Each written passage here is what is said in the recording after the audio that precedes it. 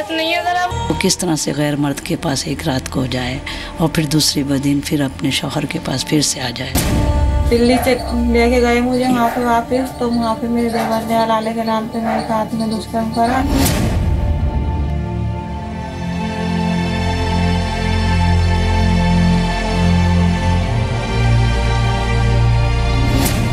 दूसरे व्यक्ति से निकाह हलाला कर लीजिए, वो व्यक्ति आपको सुरक्षित तलाक दे देगा एक रात के बाद।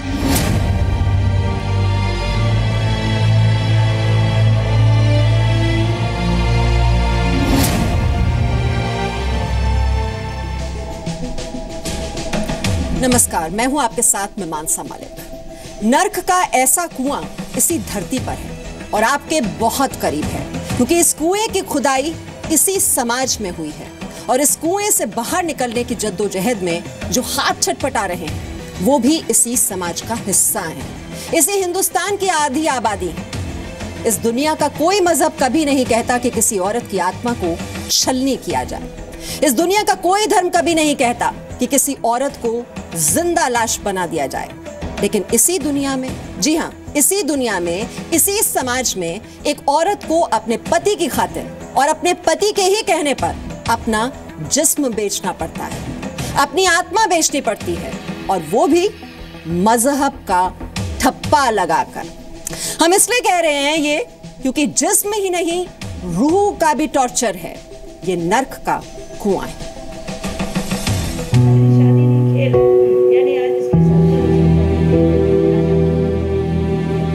बार बार आंसुओं को रोकने की कोशिश करती आबिदा के मन में 15 साल पुरानी यादों का तूफान उमड़ रहा है। आबिदा उस वक्त 25 साल की थी। पति ने गुस्से में आकर बोला, तलाक तलाक तलाक, और मौलाना ने इस तलाक पर मोहर भी लगा दी। लेकिन गलती का एहसास होने के बाद आबिदा और उनके शौहर फिर से साथ रहने की राह तलाशने लगे। और तब मौलवी ने कहा, आबिदा को हलाला निकाह करना होगा। सोच के तो आदमी की ज़िंदगी के बारे में कि वो हलाले में जिसने भी इसके साथ ये कुछ हुआ है हलाले वाला, इससे बहुत तकलीफ़ होती है। इतनी तकलीफ़ होती है कि आदमी अपनी ज़िंदगी जी ही नहीं सकता है।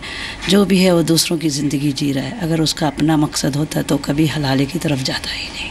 इनके लिए तो फिर वो मौलवी ज़िम्मेदार हैं जो ये हक़ रखते हैं कि हमने कुरान में ऐसा फ़ैसला हुआ है, ये फ़ैसला, तो इसके ज़िम्मेदार कहीं ना कहीं ये मौलवियत की है, क्योंकि वही इल्म हासिल करते हैं कुरान का और वही सबको दुनिया में हर इंसान को बताते हैं, ये हर मुस्लिम को, मुसलमानों के लिए, कि भाई ये चीज़ कुरान में दी है, ये चीज़ कुरान में दी। इसका ज़िम्मेदार हमारे हिसाब से तो वो मौलवी है, और जो मौलवी इन्होंने कुरान की बात कह के और हम तक ये सब चीज़ें थोप दी गई।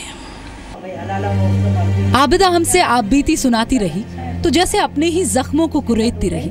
बार बार कहती रही कि किसी भी औरत के लिए हलाला जीते जी मौत जैसा है।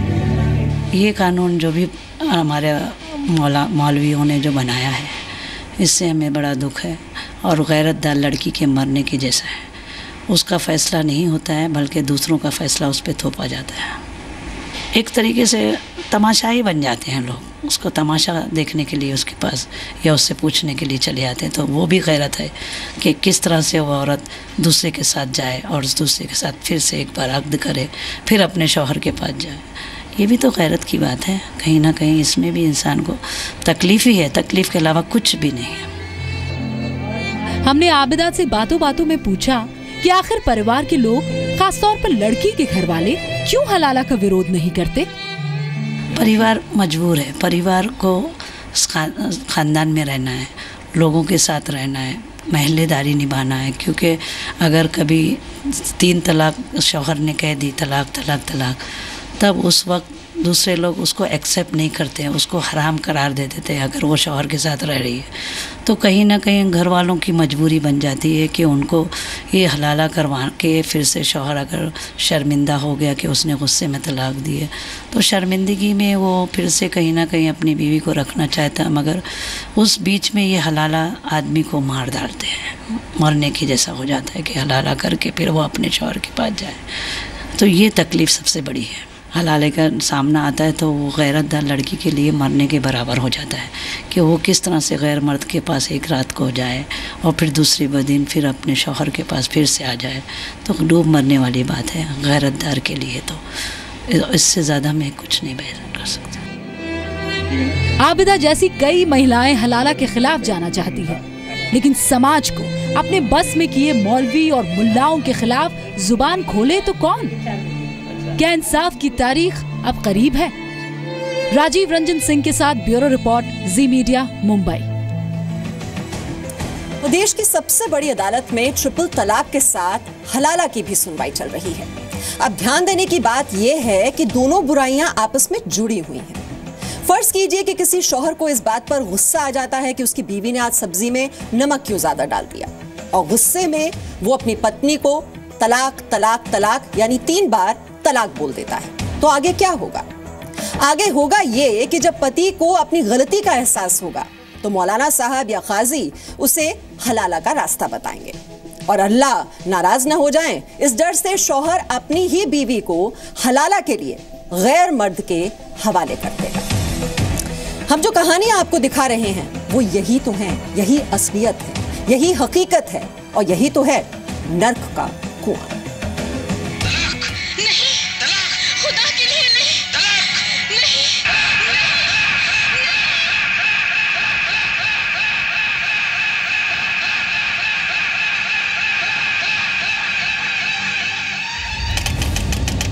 इस रिपोर्ट में हम महिला की पहचान छिपा रहे हैं।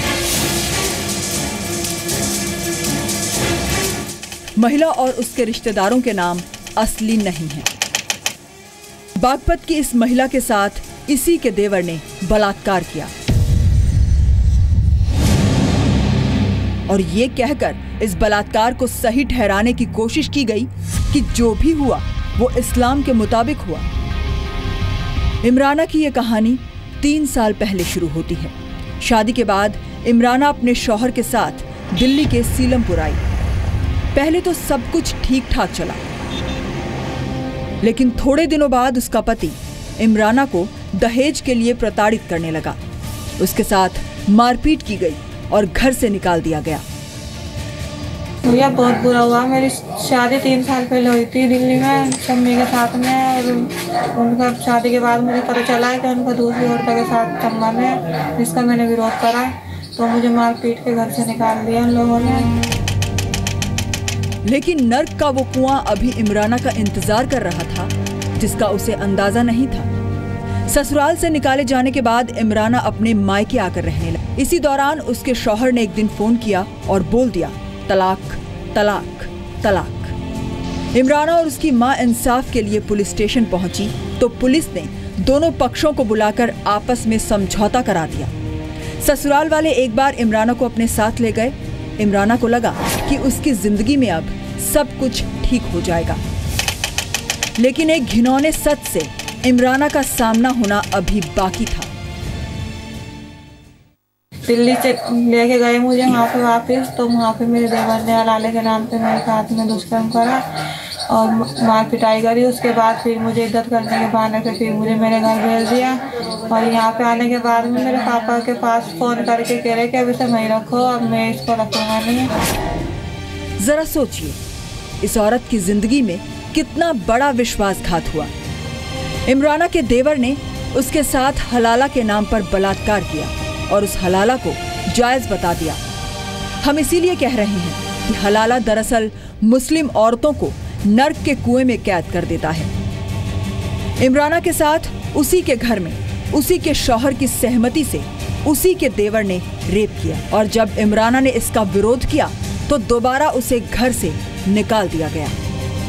सबूत मांगते हैं, बताओ भैया कहाँ से मैं सबूत ला के दूँ इन लोगों को। इन सब का मुझे पता था कि मेरा देवर मेरे साथ में ये काम करेगा, जो मैं सबूत रखती वहाँ पे। 2 दिन बाद ही मुझे वहाँ से निकाल दिया गया। इमराना अब अपनी मां के साथ इंसाफ की लड़ाई लड़ रही है। लड़ाई उस घिनौनी प्रथा के खिलाफ जिसने उसकी जिंदगी को नर्क बना दिया। मुस्लिम समाज में ट्रिपल तलाक के बाद दोबारा शौहर के पास लौटने से पहले हलाला का सिस्टम चलन में है, यानी पत्नी को एक गैर मर्द के साथ निकाह करना पड़ता है। उसके साथ शारीरिक संबंध बनाना पड़ता है, उससे तलाक लेना होता है, तब जाकर वो अपने पति के साथ दोबारा शादी कर सकती। खुद को इस्लाम का ठेकेदार समझने वाले कई मौलाना ये तर्क देते हैं कि हलाला तो हिंदुस्तान में है ही नहीं, और है भी तो बहुत कम। लेकिन एक भी औरत हलाला को क्यों बर्दाश्त करे? एक भी इमराना हलाला को सहे तो क्यों सहे? आगे आपको दिखाएंगे नर्क के कुएं में कैद कुछ और कहानी। बागपत से कुलदीप के साथ ब्यूरो रिपोर्ट, जी मीडिया। अब हलाला पीड़ित महिलाओं की संख्या कितनी है नहीं कहा जा सकता, लेकिन जी न्यूज ने अलग अलग शहरों में ऐसी कई महिलाओं से बात की। कई महिलाएं कैमरे के सामने आईं, जबकि कई महिलाओं ने यह कहकर कैमरे का सामना नहीं किया कि वो मजबूर हैं। कई ऐसी महिलाएं भी हमें मिली जिन्होंने हलाला से इनकार कर दिया और वो अब अपनी लड़ाई लड़ रही हैं, इस इंतजार में कि एक दिन इंसाफ जरूर मिलेगा। सिर्फ शब्द काफी नहीं थे, क्योंकि जख्मी जिस्म नहीं, रूह हुई है। इन महिलाओं को घर वालों ने इसलिए घर से निकाल दिया है क्योंकि ये दहेज की मांग पूरी नहीं कर सकी। पति ने पहले तलाक दे दिया, अब कहता है कि जाओ हलाला करा के आओ। भी जाऊं तो क्या फायदा, फिर हलाला करके मुझे छोड़ दे, फिर हलाला क्या हो?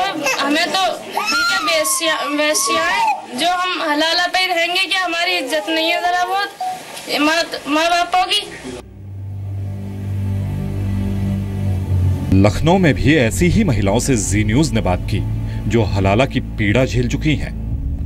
बुरखे से अपना चेहरा ढकी इस महिला को ससुराल वालों ने कभी भी इंसान नहीं समझा और पति ने तलाक दे दिया। कोर्ट में शादी की है, फिर कैसे तलाक? तो कहने लगे वो नियम हम नहीं मानते हैं, हम तो वो नियम ना मानते जो हमारे इस्लाम में होता है। तो मैंने उनसे सवाल किया कि हमारे इस्लाम में 3 तलाक बोला जाता है कि तलाक दिया तो तलाक होता है, तो वो भी तो नहीं हुआ है, तो फिर कैसे तलाक हो गया? ये इनके मौलाना ने कहा कि आप सुनिए या ना सुनिए, आपका तलाक हो गया है। यास्मीन को दोबारा अपने शौहर के घर लौटने के लिए हलाला निकाह करना पड़ा। 28 को निकाह करवाया, उसके बाद 29 को तलाक दूसरे दिन। अब वो चीज़ होने के बाद मैंने जब वापस कहा कि मुझे रखिए, मैं अपने ससुराल वालों से बोली कि मुझे रखिए, अब वापस मेरे सौस के साथ निकाह करवाइए और रहने दीजिए। तो मैंने तो सब कुछ अदा कर दिया, जो आप बोल रहे थे सारी चीज़ें मैंने की है। तो कह रहे हैं कि अब मैं क्यों रखूँ, तो तुम्हारी दूसरी शादी हो गई। लेकिन जब यास्मीन ने हलाला निकाह किया तो उसका शौहर ये कहते हुए पीछे हट गया कि यास्मीन ने तो किसी और से शादी कर ली है। ऐसी कई महिलाएं अब इंसाफ की आस के लिए देश की सबसे बड़ी अदालत की तरफ देख रही हैं। लखनऊ से अमिता पारुल के साथ सैयद अतीक, जी मीडिया, अलीगढ़। तो खता पति की और सजा भुगते पत्नी, तो ये दर्द भरी दास्तान आप सुन रहे हैं हलाला पीड़ित महिलाओं की। लेकिन आज हम एक कहानी आपको और सुनाएंगे जो दिखाती है कि मुस्लिम महिलाओं की जो सोच है वो बदल रही है। एक पत्नी ने ही पति से परेशान होकर अपने पति को तलाक दे दिया। तो ट्रिपल तलाक, हलाला जैसी जो प्रथाएं हैं वो नर्क का कुआं ही तो है मुस्लिम महिलाओं के लिए। लेकिन अब मुस्लिम महिलाएं नर्क के इस कुएं से बाहर निकलने की कोशिश कर रही हैं, उनकी सोच बदल रही है। अब तक आपने सुना था कि सिर्फ मुस्लिम पुरुष ही मुस्लिम महिलाओं को तलाक देते हैं, लेकिन बरेली में पति से परेशान पत्नी ने ही अपने पति को तलाक दे दिया। इस महिला की शादी 2011 में हुई थी। शादी के कुछ दिन बाद से ही दहेज की मांग पर कई बार उसे मारा पीटा गया। हद तो तब हुई जब शादी के 2 साल बाद बेटी पैदा होने से नाराज पति ने इसे घर से ही निकाल दिया, जिसके बाद महिला ने इस्लाम में तलाक के हक का इस्तेमाल कर अपने पति को ही तलाक दे दिया। अब पत्नी ने अपनी बच्ची के भरण पोषण के लिए कोर्ट में केस कर दिया है। शादी के बाद दहेज की मांग को लेकर परेशान करते थे। दहेज में मोटरसाइकिल 1 लाख रुपए मांगते थे। दहेज की मांग को लेकर मुझे मारपीट किया करते थे, ज्यादती किया करते थे मेरे साथ। जी, फिर उसके बाद मेरी इसी तरीके से फिर 2 साल बाद बीतते चले गए। 2 साल बाद फिर लड़की एक मेरी पैदा हुई। फिर लड़की को लेकर ज्यादतियाँ करना चालू कर दी। और जिस तरीके से बीवी को रखना चाहिए वो प्यार मोहब्बत के साथ उस तरीके से उन्होंने कभी नहीं रखा। मार पीट के मुझे घर से निकाल दिया, मार पीट कर घर से मुझे निकाल दिया, मैं अपने मायके चले आई। ऐसे बनते हैं मियाँ बीवी के और वो गुजर बसर नहीं हो सकती है, तो ऐसे मामले में, ऐसे मसले में, ऐसे माहौल में औरत तलाक दे सकती है। और जो इख्तियार मर्द का था वो इख्तियार सौंप चुका है मर्द अपनी बीवी को, तो इसलिए वो तलाक मानी जाएगी। ये शरीयत की रोशनी में दुरुस्त चीज़ है, इसमें किसी तरीके से कोई कहीं मनाही नहीं है और ना ये नाजायज़ है, बिल्कुल ये जायज़ तरीक़ा है और सही और दुरुस्त तरीक़ा है। लेकिन हमारा सवाल ये है कि धर्म के नाम पर ये अधर्म मुस्लिम महिलाओं के साथ आखिरकार कब तक होता रहेगा? ये लड़ाई, ये संघर्ष अब सुप्रीम कोर्ट पहुंच चुका है और हम भी इस मुहिम में लगातार, जो जी न्यूज़ है, लगा रहेगा मुस्लिम महिलाओं के साथ। और इस उम्मीद के साथ आज हम विदा ले रहे हैं कि नर्क का ऐसा कुआं इस देश में और इस धरती पर कहीं भी कभी भी ना हो।